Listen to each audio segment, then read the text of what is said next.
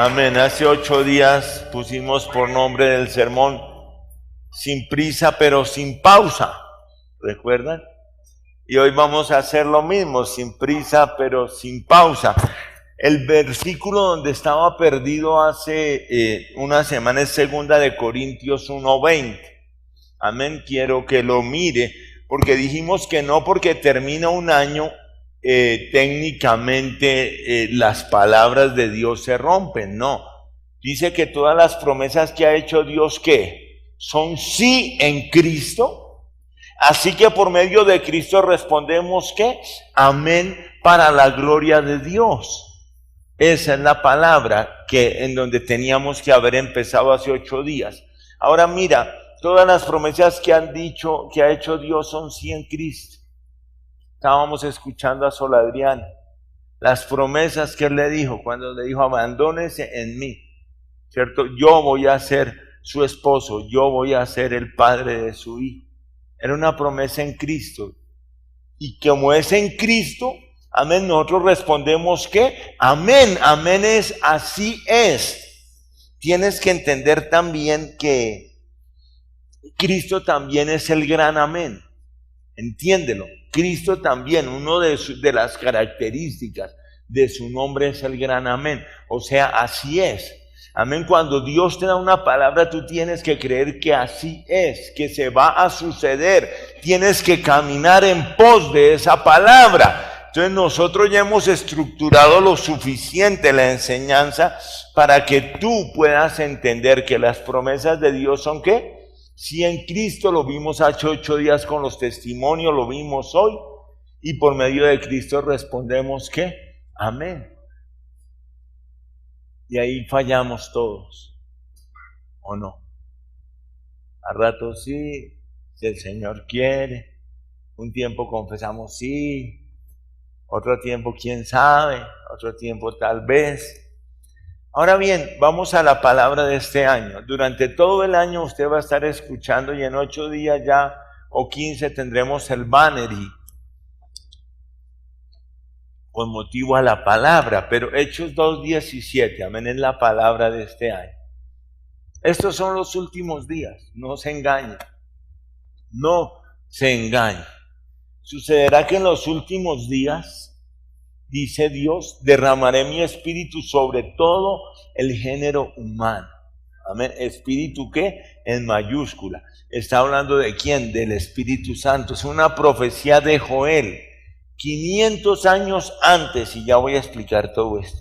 Aquí empieza, profetizarán sus hijos y sus hijas, y ya vamos a dar un orden espiritual a esto.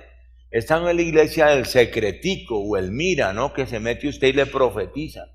No. Nosotros vamos a hacer esto bíblicamente, como la palabra manda, no como los hombres manipulan para enriquecerse. Entonces dice que profetizarán ¿quiénes? Sus hijos y sus hijas. Los jóvenes tendrán visiones y los ancianos tendrán sueños. Amén.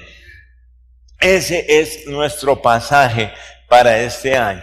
Entonces encontramos, si quieres déjamelo ahí, o si tienes la otra estructura, yo gracias, yo hace un buen trabajo siempre y gracias porque yo pongo este sermón sobre las 7 de la mañana y domingo y yo empiezo a organizar, perdón, ideas, discúlpenme otra vez, volví con la tos por el frío.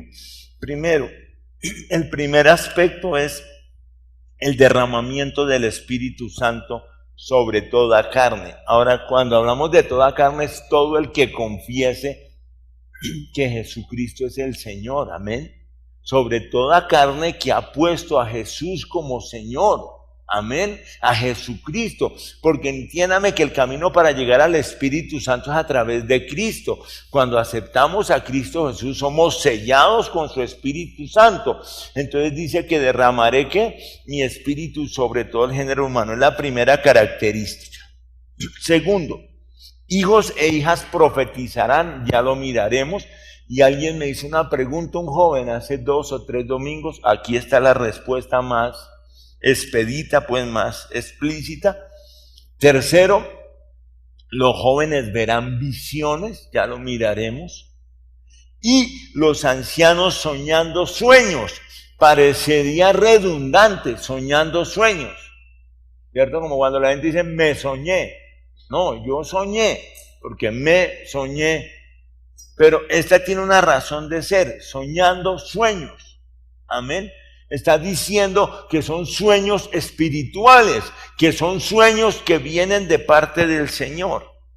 Ahora bien, ¿cuándo empezó el último tiempo? Es lo que la gente no ha entendido y la gente, por eso el apóstol Pedro dice en primera de Pedro que muchos tienen la promesa de Dios por tardanza. Es que el último tiempo empezó con el nacimiento de Cristo, entiéndalo. Entienda, ahí empezó el último tiempo. Ahora, por eso celebramos la Navidad, amén, porque estamos celebrando el último tiempo. ¿Y dónde va a terminar? Con la segunda venida, ni siquiera con el rapto, con la segunda venida, y a partir de que empecemos los servicios de sábado y domingo, vamos a empezar un estudio de Apocalipsis. En 8 días le daremos la estructura, pero vamos a estar estudiando Apocalipsis por 8, 10 domingos, amén. Hoy sábados y domingos, amén.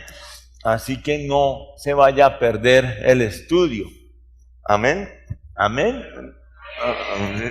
Qué pena despertarlos, llegaron cansados de las vacaciones. ¿Cómo estará el pastor? Bueno, ahora bien, entonces termina con la segunda venida, ni siquiera con el rapto, no se le olvide que hay 7 años hasta la segunda venida, y ahí termina el último tiempo, con la segunda venida, Cristo viniendo sobre Armagedón, la gran batalla sobre las naciones, y Jesucristo entrando triunfal a Jerusalén, amén, por un milenio, 1000 años en que Él va a gobernar, y donde tú y yo vamos a ser príncipes y sacerdotes. Ahora bien, entonces la característica de estos tiempos, amén, es que vamos a estar conducidos por el poder del Espíritu Santo.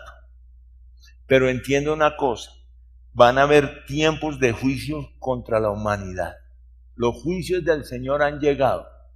Todo lo que usted ve de catástrofes, todo lo que está viendo, ¿cierto? De huracanes, de tornados, de terremotos. Parece que se registran más de 40 terremotos diarios en el mundo, sino que no salen en las noticias. No salen, pero es una realidad.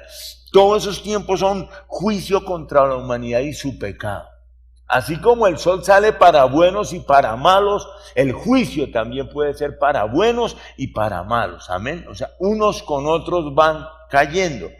Ahora, se caracterizará por una lucha fuerte por parte de Satanás contra los seguidores de Cristo. Una lucha fuerte. Mire revistas, métase a internet, en vez de ponerse a vagar en internet, métase a las iglesias evangélicas de la India, de Corea del Norte, métase a iglesias evangélicas en países como Siria, Libia, y usted mirará que al día por país pueden morir más de 40 cristianos degollados, torturados, asesinados, y aquí estamos bacaneados. Pero, por ejemplo, Mahmoud me manda el último email y es un email que me mueve el corazón, que me mueve el corazón. Ahora bien, entiende, entonces Satanás va a luchar contra nosotros, contra los seguidores de Cristo, y puedo sacar una enseñanza de esto. Y Él va a desplegar todo su poder. Ahora, entienda, y lo que dijo Sol Adriana es realidad, el hogar es lo primero. Si Él sabe que descuadernó un hogar, sabe que descuadernó los hijos. Y sabe que tiene la siguiente generación fija para el dolor, la amargura, el odio, el pecado, el resentimiento. Ahora, entonces, entienda, va a haber un despliegue, ¿cierto?, por parte de Satanás contra los seguidores de Cristo. Y el poder de Satanás, pero también va a haber un despliegue de la presencia del reino de Dios. La Biblia dice que donde abunda el pecado, sobreabunda la gracia. Nosotros no tenemos que tener miedo. No tenemos que tener miedo porque mayor es el que está en nosotros que el que está en el mundo. En Cristo somos más que vencedores. Todo lo podemos en Cristo que nos fortalece. Confiad, yo he vencido al mundo. Amén. Y entonces la invasión del reino de las tinieblas por parte de Dios va a traer arrepentimiento. Va a traer arrepentimiento genuino. conversiones a Cristo Jesús como Señor y Salvador masivamente. Masivamente. Las iglesias del pacto en el Congo, donde ha habido la guerra tan severa, ha habido conversiones multitudinarias. Hay una iglesia del pacto que tiene más de 2,5 millones de miembros en el Congo. Lo que pasa es de que son iglesias que no tienen como la estructura, porque son muy humildes, muy pobres, para sacar todo lo que Dios está haciendo allí, pero son iglesias que están llenas de milagros, de sanidades, Señor sanando heridas de la guerra, de viudas, de mutilados, haciendo cosas sobrenaturales, amén, porque así como Satanás invade el reino del Señor, cuando el Señor, amén, invade el reino de la tiniebla, también lo doblega, porque Dios es Dios, porque es poderoso. El segundo elemento, y aquí necesito que ponga cuidado y no se me distraiga, para que no salgamos con doctrinas incorrectas, para que no salgamos con errores. Amén. Dice que sus hijos y sus hijas profetizarán. Y voy a explicar esto claramente y espero que lo entienda. Ahora, nosotros habíamos dicho, o yo decía, que esta es una iglesia de bautistas con acelerador y pentecostales con freno. Mi hijo, el pastor Mauricio, me hacía ver que técnicamente somos una iglesia bíblica. Amén. Y realmente, si pudiéramos o cambiáramos el nombre de la iglesia, colocaríamos el nombre como la Biblia dice. ¿Cierto? Porque nosotros vivimos pegados a lo que la palabra dice. Amén. Ahora, en este aspecto no se vaya a asustar ni vaya a salir a decir que ya vamos a empezar procesos. No, nada como eso, hermano en Cristo.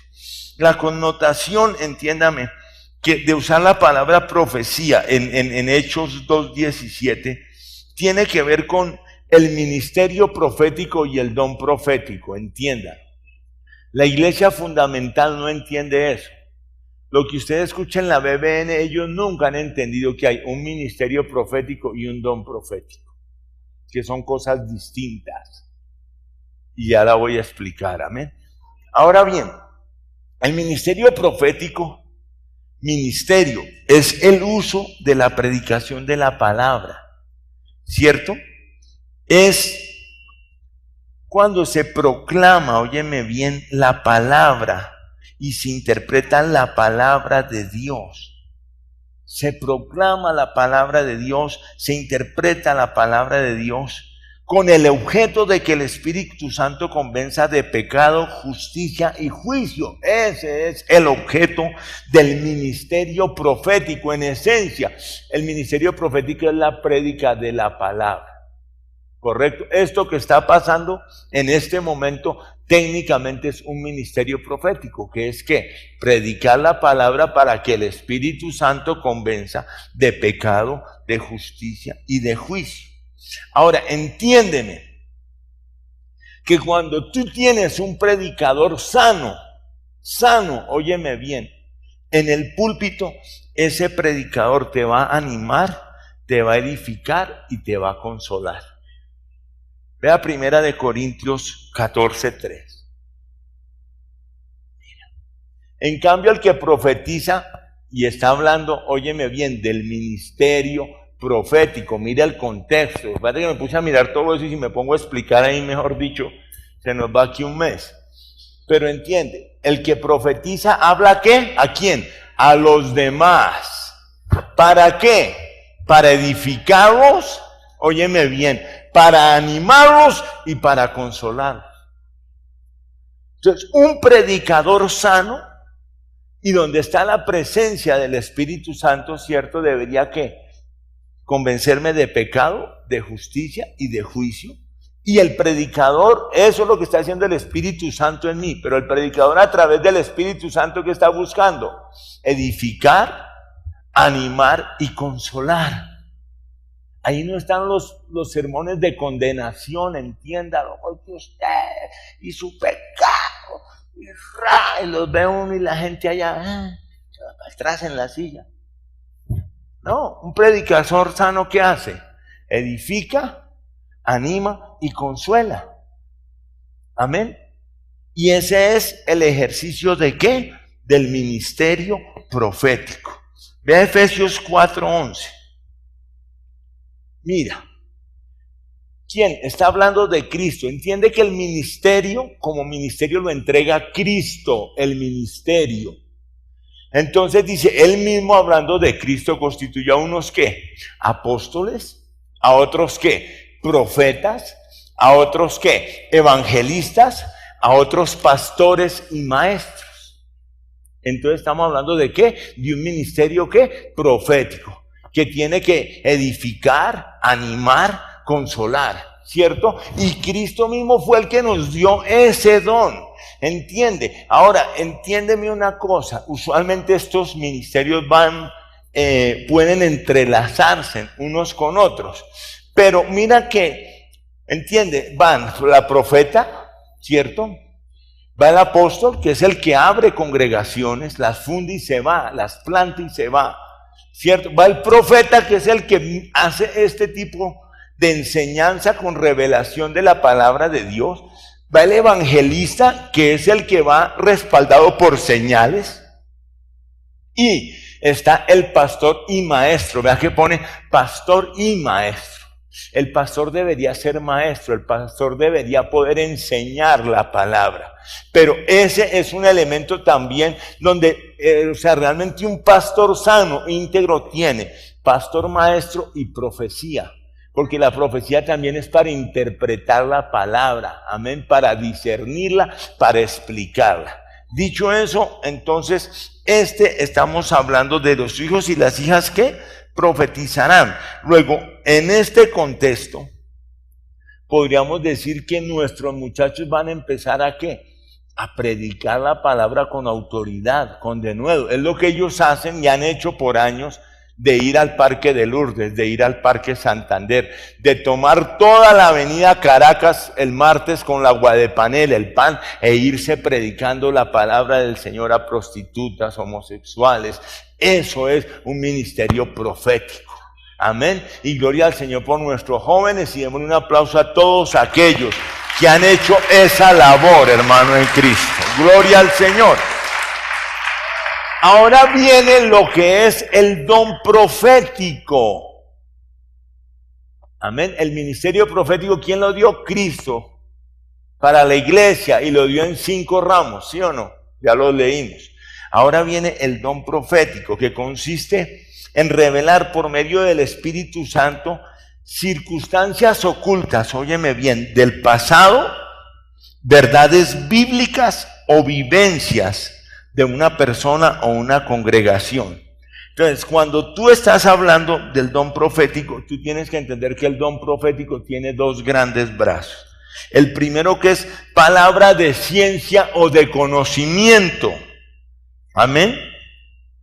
Que tiene que ver con el pasado. Te voy a poner un ejemplo, y si quieren pónmelo ahí un segundito. Hechos 5, 1 al 10, pero ponlo ahí, Hechos 5, 1. Ananías vendió una propiedad y con su esposa Zafira se quedó con parte del dinero y puso el resto a disposición ¿de qué? De los apóstoles. Si quieres, demos del 2, damos unos 3, vamos al 2. Ananías le reclamó Pedro: ¿cómo es posible que Satanás haya llenado tu corazón para que le mintieras a quién? Al Espíritu Santo, y te quedaras con parte del dinero que recibiste por el terreno. Síguelo leyendo en tu casa. Ahí hay, entiéndeme, proféticamente, ejerciendo Pedro el don de profecía, estaba recibiendo palabra de ciencia. Era algo que había ocurrido. Amén. Pedro no estaba en el negocio. Pedro no estuvo cuando firmaron la promesa de compraventa. Pedro no sabía nada, pero el Espíritu le revela que Ananías está llegando a la iglesia con mentiras. Entonces, ¿eso qué es? Palabra de ciencia. Eran cosas que ya habían pasado, ya habían ocurrido. Ahora tú me dices, ¿para qué sirve eso? Porque muchas veces, entiéndeme, con el don profético, en el área de palabra de ciencia, la persona puede recibir revelación y decirle, por ejemplo, a una niña: es que tú fuiste violada en tu infancia y tú no has podido sanar eso.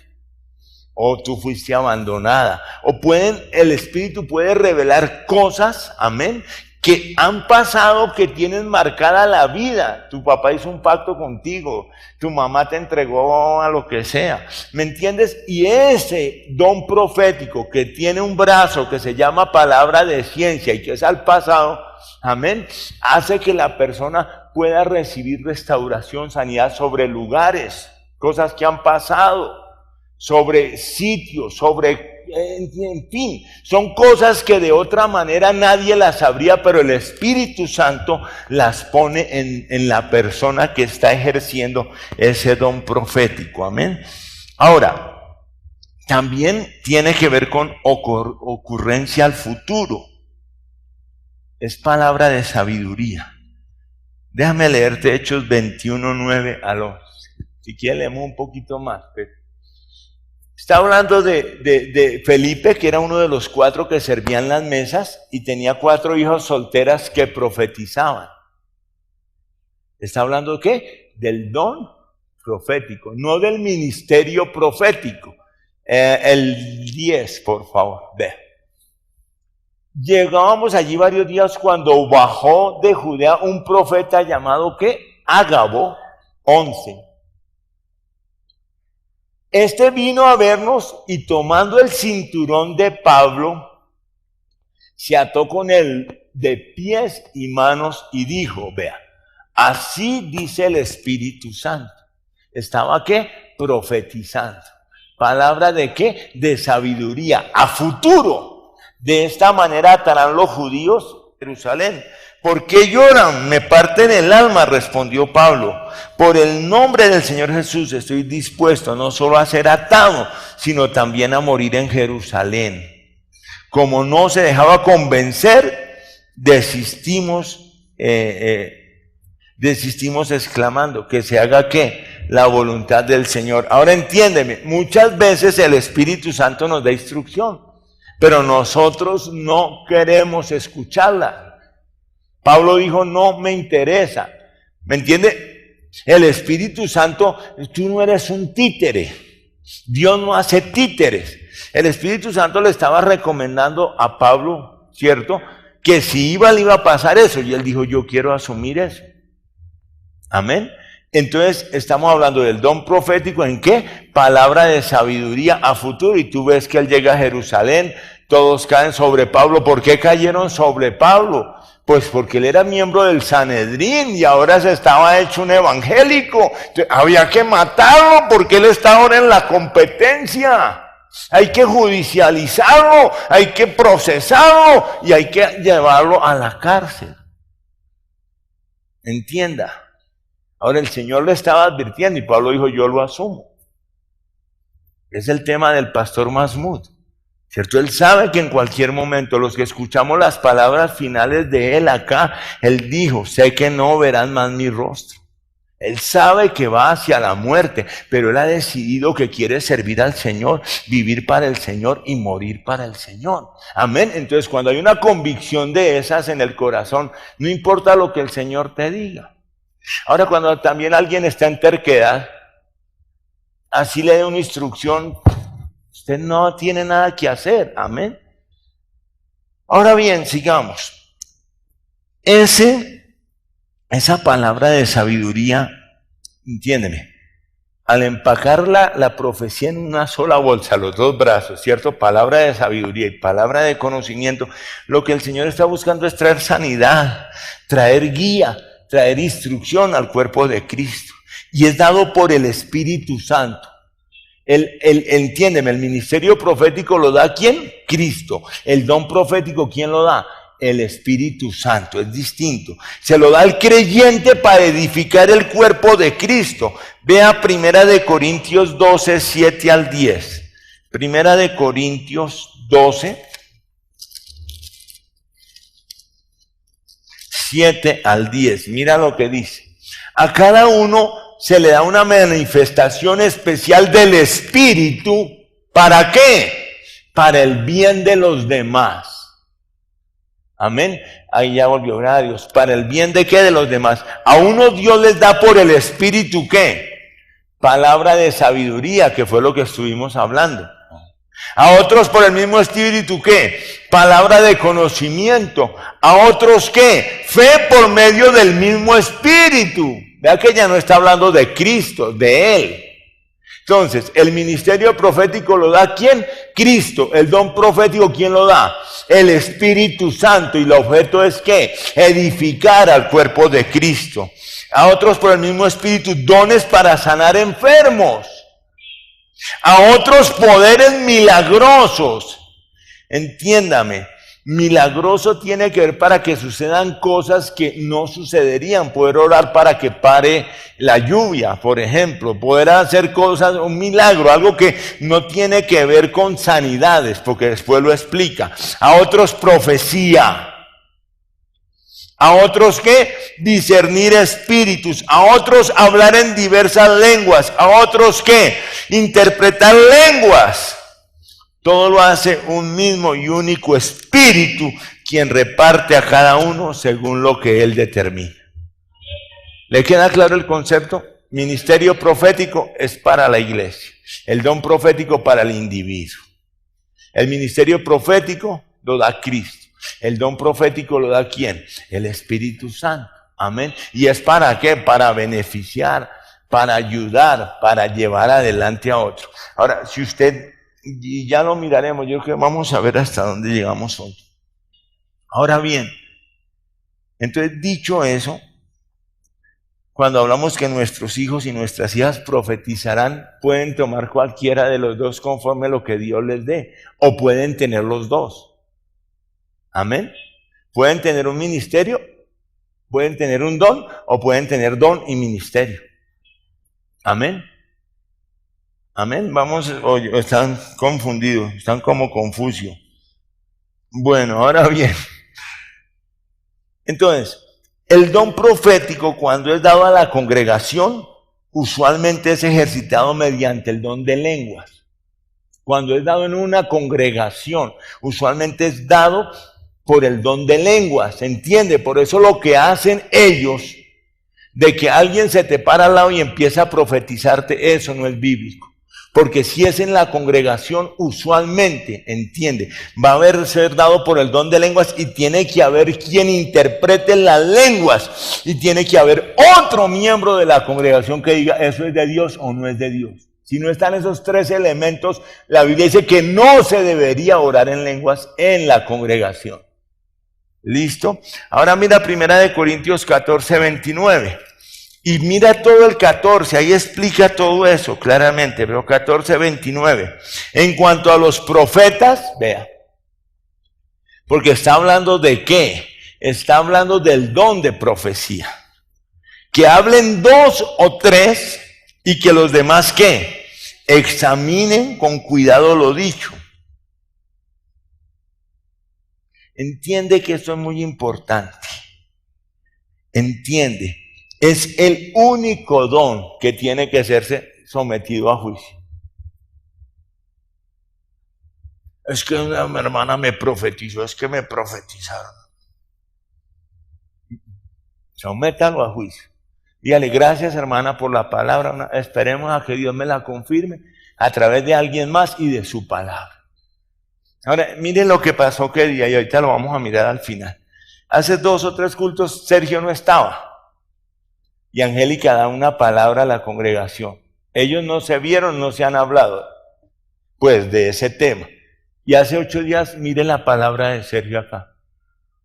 Y si usted las cruza, se va a dar cuenta que eso viene de parte de Dios. Entiéndalo. Viene de parte de Dios. Y ahora lo vamos a revisar.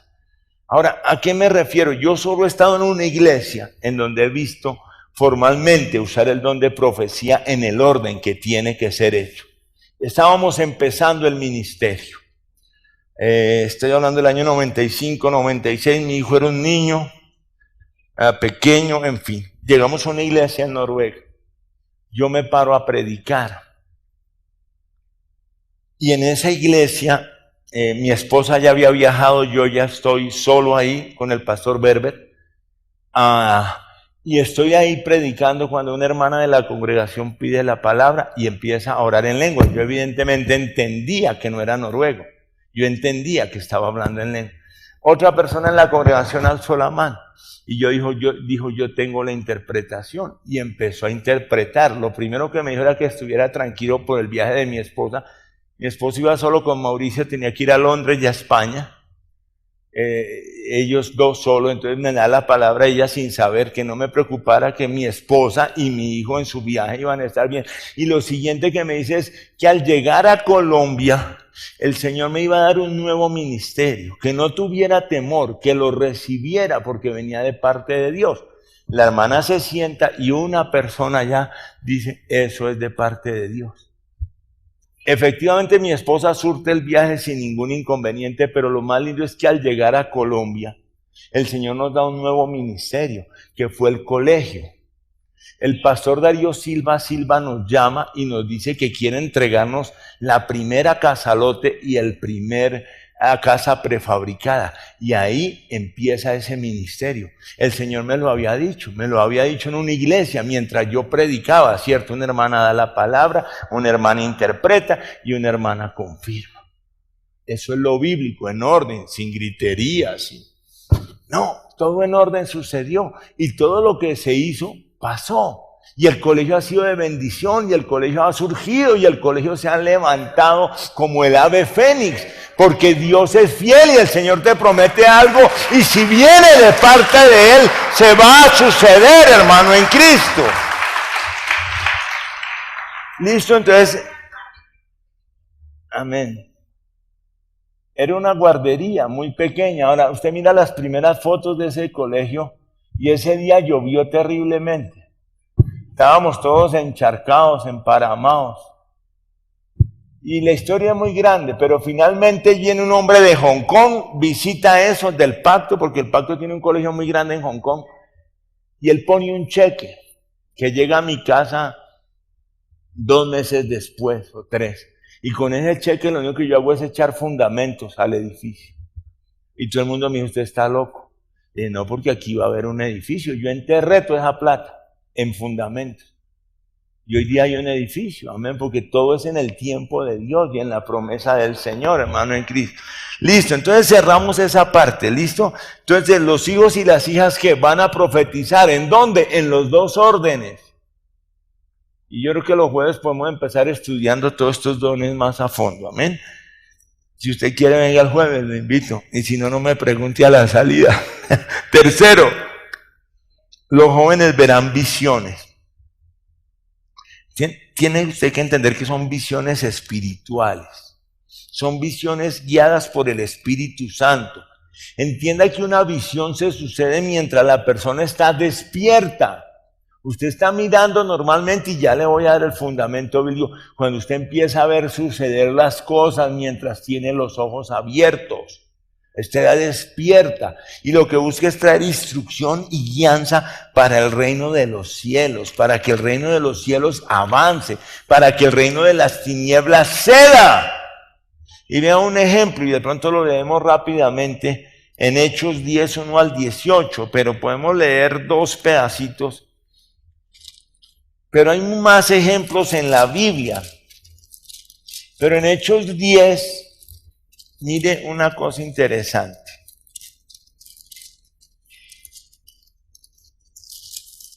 Hechos 10:1. Dice que vivía en Cesarea, ¿qué? Un centurión llamado Cornelio. Cesarea de Filipo era la mayor guarnición militar. Queda cerca a lo que era Jope. Y hoy día, pues es un recuerdo nomás. Pero él estaba en el regimiento conocido como el italiano. Él y toda su familia eran devotos y temerosos de Dios, vea.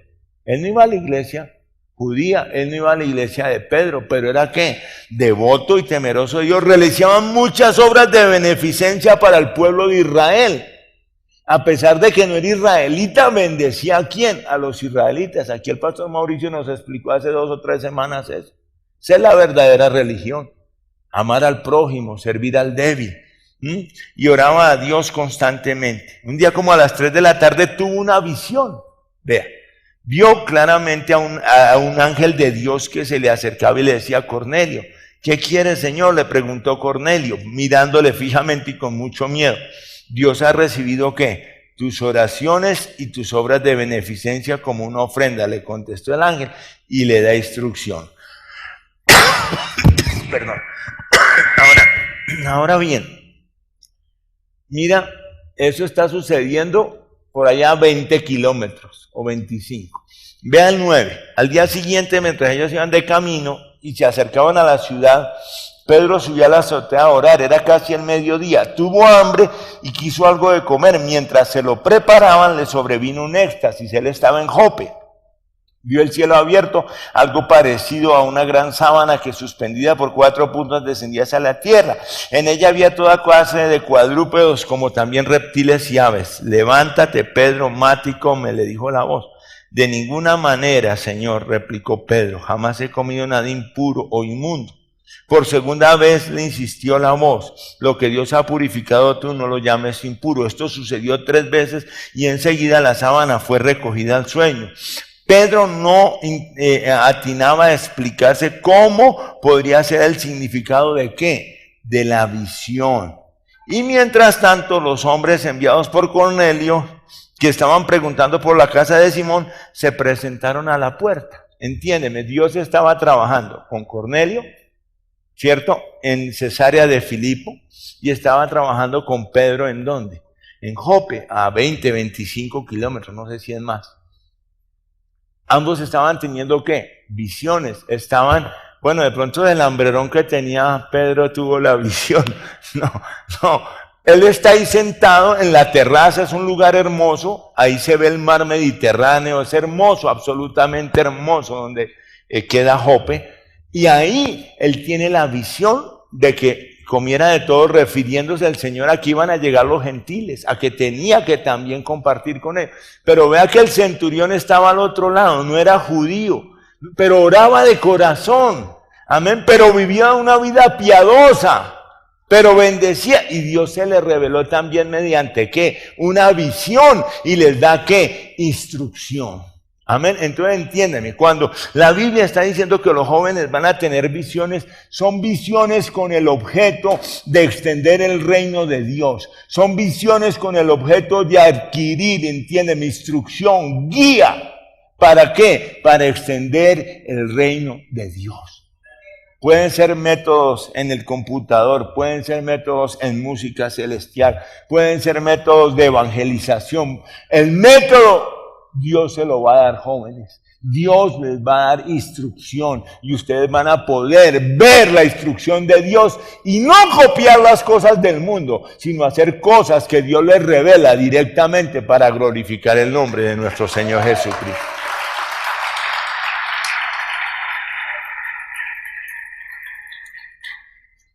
Y cuarto, las personas adultas mayores soñarán sueños. Suena redundante, pero es la razón de ser de la palabra. Suena redundante, pero se refiere a sueños guiados por el Espíritu Santo. Óyeme bien, es diferente una visión a un sueño. La visión, usted está despierto, usted está con los ojos abiertos y el Señor le muestra. En el sueño profético, ¿cierto? Usted está dormido y el Señor le muestra. Abuelos y personas mayores, ¿cuánto? Y hoy es 3, 4. Ayer cumplió la mamá del pastor Berber 91 años. Bueno, entienda una cosa. ¿Y a qué va el tema? Porque yo me encuentro cuando hemos ido a Noruega con personas mayores, muy mayores, que me han dicho, pastor, nosotros son personas que van 3 y 4 días al día en oración. 3 y 4 horas, perdón, al día en oración. El pastor está orando por usted. Hay gente que nos ha mandado hasta instrucciones espirituales. Cuando llegan los años difíciles de que la salud ya falla, de que no podemos movernos tanto, no hemos terminado espiritualmente, hermanos. Hermanos, si usted ya entró a los años difíciles, entienda que no ha terminado espiritualmente. Y usted puede decirle, Señor, revélame, qué lindo sería en una mujer mayor o en un hombre mayor que el Señor en sueños le revelara, por ejemplo, los caminos en los que está su nieto. Y poder llamar al nieto y decirle, mi amor, yo sé que estás en esto y esto y esto, porque el Señor me lo ha mostrado en mi vida. Yo te invito a que te corrijas, yo te invito a que lo hagas bien. ¿No cree? En vez de estar ahí sobando a todo el mundo, casi se me sale la otra, ¿no? Sobando a todo el mundo. Señor, ¿qué tienes aún para mí? ¿Qué aún me quieres mostrar? ¿Qué más hay para hacer, Señor? Revélamelo en sueños. O sea, no se mete un frijoles a las 7 de la noche, una frijolada salvaje y usted va a tener una pesadilla tenaz y va a ver todo al revés. No, pero usted podría, en la edad adulta, decirle, Señor, revélame, muéstrame. ¿Qué quieres para la iglesia? Señor, la vecina. ¿Por qué veo tanta crisis? ¿Por qué? Y usted puede decirle a su vecina, el Señor me mostró que pero sabiamente, ¿no? No se vaya a volver adivina de... No, espiritualmente, sabiamente, sanamente, el evangelio es equilibrio. Todo el evangelio es equilibrio. Amén, equilibrio. Entonces, ¿por qué piensa usted que espiritualmente terminó si hay para todos? ¿O no? Yo no sé en qué etapa de la profecía estemos, pero aún podemos decirle, Señor, úsame, Señor, muéstrame, Señor, revélame, Señor. Ahora ustedes los que tienen tiempo, dobleguen las rodillas, intercedan, oren, clamen por sus familias, por sus nietos, bisnietos. Hagan lo que tienen que hacer, por los que aún tenemos que correr, por los que aún tenemos que andar para arriba y para abajo. Pero no echemos en saco roto este último año, o esta palabra de este año. Amén. Hagamos las cosas como tienen que ser hechas. El Señor dio esta palabra hace 2 años. Y nos la dio la del año pasado y nos ha dado esta palabra. Y yo sé que esto es de Dios y sé que es el último tiempo. Ahora entiéndame una cosa. Dios, desde que me trajo esta palabra a mi corazón, me ha puesto mucha carga por los niños de nuestra congregación. Yo estoy muy preocupado, padres, por lo que ustedes están haciendo con la educación de sus hijos. Estoy preocupado porque no hay coherencia entre lo que les decimos y lo que hacemos. Estoy preocupado porque usted les puede estar matando la fe a ellos. Porque cuando no hay coherencia, no hay mayor asesino de la fe que la incoherencia entre lo que predicamos y lo que hacemos. Y Dios me ha mostrado que a través de ellos va a empezar este mover. Y pues mi esposa está muy agripada. Y hay un libro que se llama Cuando el cielo toca la tierra. Tiene que ver con una iglesia en Los Ángeles, donde el pastor los sábados, pues allá es más sencillo, el tema de visitar enfermos y de cárceles es más sencillo. Se va con los niños de su congregación a orar por los hospitales en Los Ángeles. Y oran por los enfermos de los hospitales en Los Ángeles.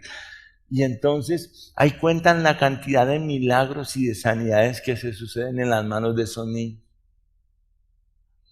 Porque son corazones puros, son corazones rectos, porque ellos le creen al Señor. Tú y yo no, decimos, ¿será que este se levanta o no se levanta? ¿Sí o no? ¿Será que se sana? ¿Será que me provee? ¿No me provee? Yo sé que el Señor va a empezar a se mover a través de la iglesia infantil. Queremos invertir en ellos, queremos trabajar en ellos. Y el campamento de diciembre fue el preludio de ese tiempo. Todo lo que ellos vivieron esos 4 días. Ahora, solo espero que de diciembre ahora a usted no les haya matado la fe.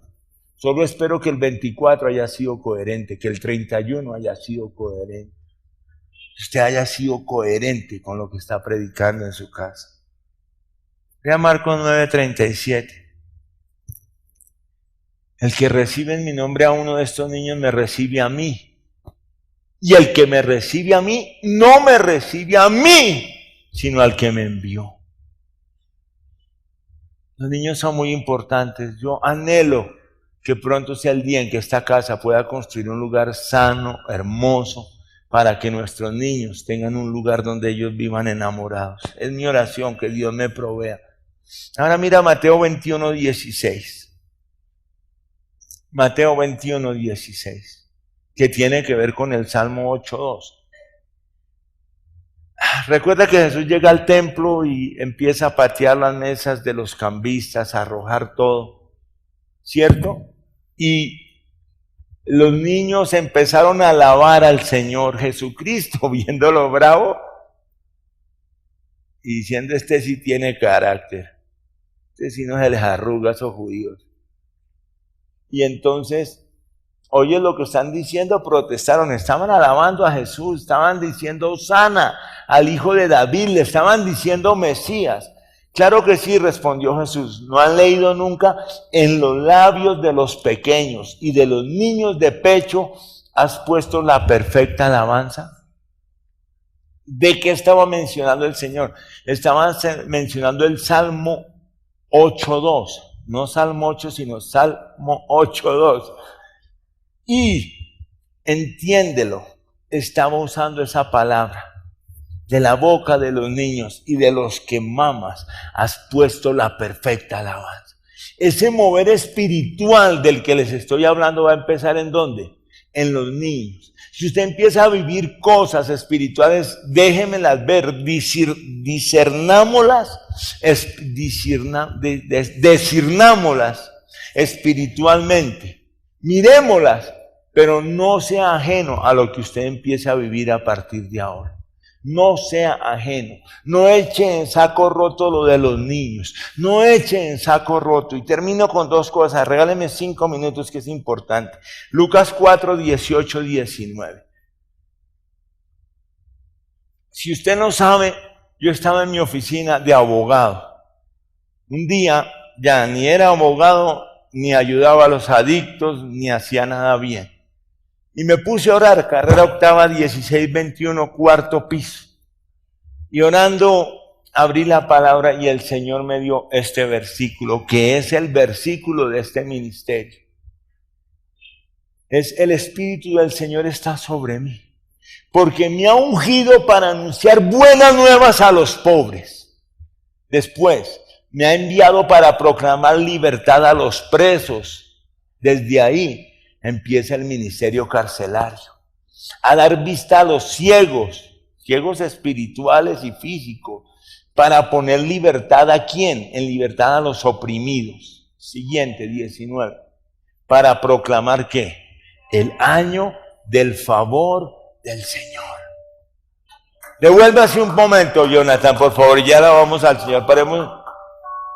Si usted está en esta casa de oración, en este año, amén, ¿cuál es nuestra obligación? El Señor te ungió, ¿para qué? Para anunciar buenas nuevas a los pobres. Y hay pobres de espíritu y pobres de economía. Amén. ¿Qué más sigue diciendo la palabra? Me ha enviado a proclamar ¿qué? Libertad a los presos. Hay presos del alma, de odios, de rencores, de miedos, de ansiedad, de depresión. A dar vista a los ciegos. Entiéndeme, la gente está ciega espiritualmente. Era triste ver las novenas en los centros comerciales, niñas que rezaban y después salían a bailar con trajes apretados, obscenos, con cosas sucias. Para poner libertad ¿a quién? A los oprimidos. Y ahí dice, para proclamar ¿qué? El año del favor del Señor. Y quiero darle alabanza al Señor, pero quiero también hacer una exhortación. Y estoy terminando, hermano, pero es el primer servicio y usted no puede tomar una ruta sin saber qué camino tiene que tomar. Amén. Y lo que le estoy dando es la ruta para un año. Por eso es importante lo que estamos haciendo. Ahora mira lo que decía la palabra profética a través de, la tengo a mano, a través de Angélica. Mira lo que nos decía el Señor, y no he podido recopilar la de Sergio porque está de vacaciones, pero es muy parecida. Dice, iglesia, escucha. ¿Estás tan dormida? Dice, ¿para qué me pides sabiduría? ¿Para qué me pides prosperidad? ¿Para qué me pides tanto si no estás haciendo lo que debes? Iglesia somos todos, yo de primero, ¿no? El burro adelante para que no se espante. No estamos haciendo lo que debemos. Mira lo que le dice a la iglesia, a nuestra iglesia: amada mía, mi perla, mi tesoro, ¿estás tan dormida? Tú me pides y me pides, ¿para qué? Si eres egoísta, te guardas todo y los de afuera se están muriendo, se están perdiendo. ¿Tú qué crees cada domingo cuando hay alguien de primera vez, cuando hay tantos domingos que nadie levanta una mano? ¿Qué estamos haciendo por los que se están perdiendo afuera? Pero vivimos pidiéndole: Señor, bendíceme, súpleme, arregla mi hogar, mi familia, mis hijos, mi carro, mi casa, mi. Y los de afuera se están muriendo. Dice: tú me pides y me pides, ¿para qué? Si eres egoísta, te guardas todo y los de afuera se están muriendo, se están perdiendo. Eso era serio ese día. Yo les dije: escuche, porque esto es serio. Muchas veces te he dicho lo que tienes que hacer, una y otra vez, y no has querido hacerlo. Yo estoy buscando personas con corazones dispuestos y sinceros que quieran obedecerme. ¿Para qué le sigues pidiendo? ¿Para qué el año del favor del Señor? ¿Para qué? ¿Para qué decir, cierto, que el Señor va a hacer tantas cosas espirituales si tú y yo, si a ti y a mí no nos duele el vecino? Ni siquiera nos duele nuestro primo, ni siquiera nos duele nuestra tía, ni siquiera nos duele los nuestros. ¿Para qué? ¿Para qué queremos la llenura y el poder del Espíritu Santo si todo lo gastamos en nosotros? Si solo estás pensando en lo tuyo, en lo que quieres tener, en que hay que cambiar un televisor para el más grande porque ya salió el curvo de plasma y tenemos que tener. Cuando tu vecino, cuando tu compañero de trabajo está destrozado, cuando hay gente muriendo de cáncer, muriendo de ansiedad, de depresión, pensando en el suicidio, y tú y yo tenemos la palabra de Dios, tenemos la verdad del Evangelio y no estamos haciendo nada. Entonces, ¿de qué sirve Hechos 2:17? Sucederá que en los últimos días, dice Dios, que derramaré de mi espíritu sobre todo el género humano. ¿Profetizarán quiénes? Sus hijos y sus hijas. Los jóvenes tendrán visiones y los ancianos tendrán sueños. ¿Para qué esa palabra? Si el Señor 15 días antes, o sea, hace 20 y hace 15, lo de Sergio. No, hace Sergio fue el pasado. ¿Para qué? Si el Señor mismo dice: esta es una iglesia dormida. Pero nos dice mi perla, mi amada, pero nos dice: pero eres una iglesia que está dormida. ¿No le parece triste como el Señor nos ve? A mí me dolió la palabra, la he estado leyendo y vuelvo y la leo. Y es lo que falta, que recopilar lo de Sergio, porque ahí sí quedamos como pedrada en ojo de tuerto.